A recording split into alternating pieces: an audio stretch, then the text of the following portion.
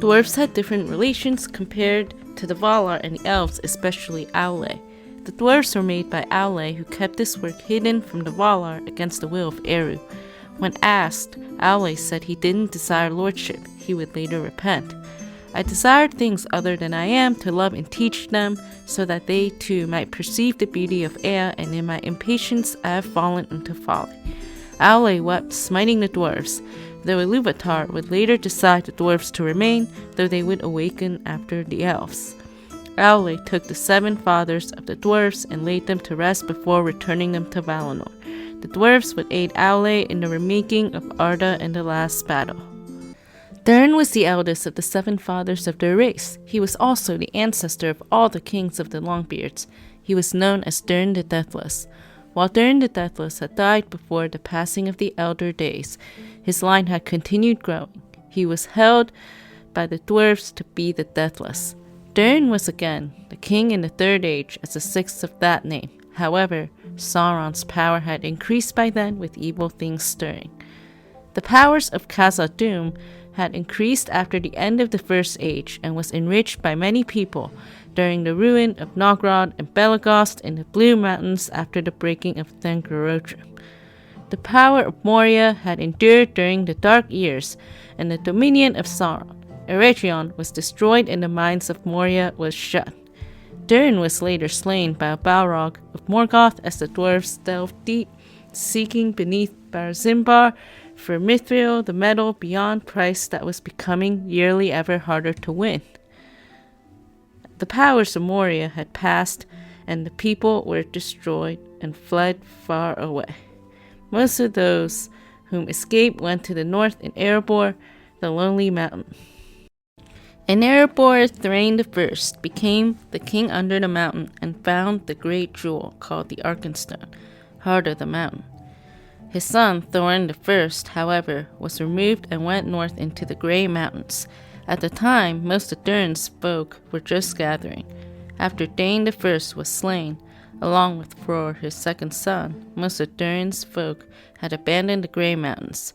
Thror brought back the Arkenstone, and he and his kin had prospered and became rich.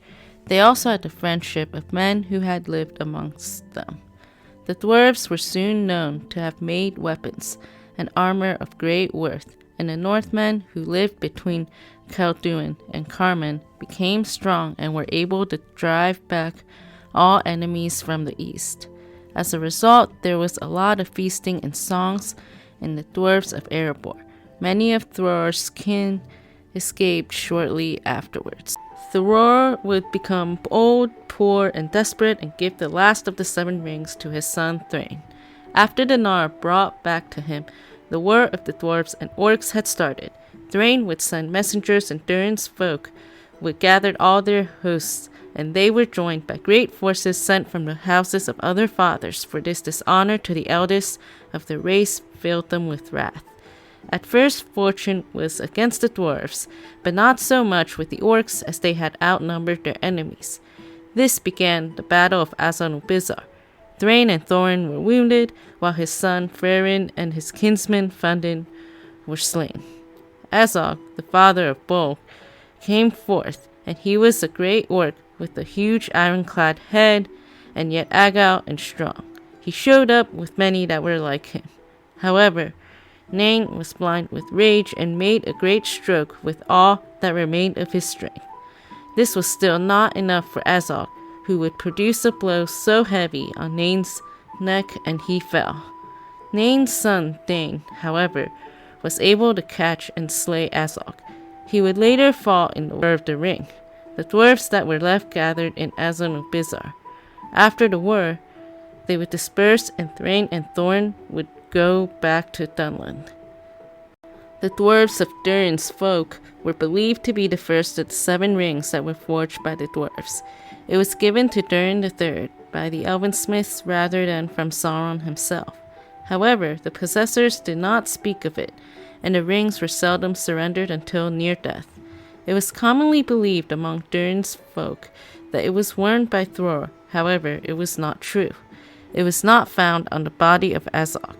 The dwarves believed the Sauron founded the rings, The only power they had from the rings was the greed of gold and precious things. If they had lacked them, everything seemed profitless, leaving them in wrath and vengeance. The ring was partly to blame for Thrain's restlessness and discontentment, and his lust of gold was still strong. When he could no longer bear it, he resolved to go back to Erebor, where his thoughts turned. Thrain had been taken alive after and brought to the pits of Dol Guldur. He was tormented there, and the ring was taken from him before he died. Thorin Oakenshield had become the heir of Durin and seemed content to remain in Erebor. He had gained wealth, and his people were increased by many of the wandering folk of Durin who had heard of his dwelling. Dis was the only dwarf woman in the histories and was the daughter of Thrain II. It was told by Gimli that there were few dwarf women, possibly no more than a third of the whole people. They seldom walk abroad except at great need.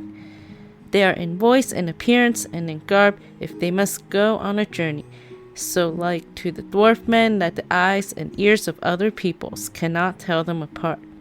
This has given rise to the foolish opinion among men that there are no dwarf women, and the dwarves grow out of stone. The population of the dwarves increased slowly, and this was due to this fewness of dwarf women. Much like the other characters, the dwarves took one life partner, whom would be a wife or husband. Less than a third of dwarf men marry, and not all women desired husbands.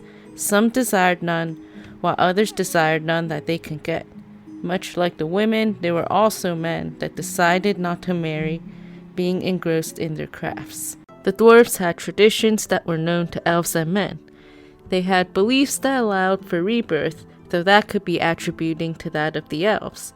The reappearance, at long intervals, of the person of one of the dwarf fathers in the lines of their kings, especially Durin, is not, when examined, probably one of rebirth, but of the preservation of the body of a former king Durin, to which at intervals his spirit would return.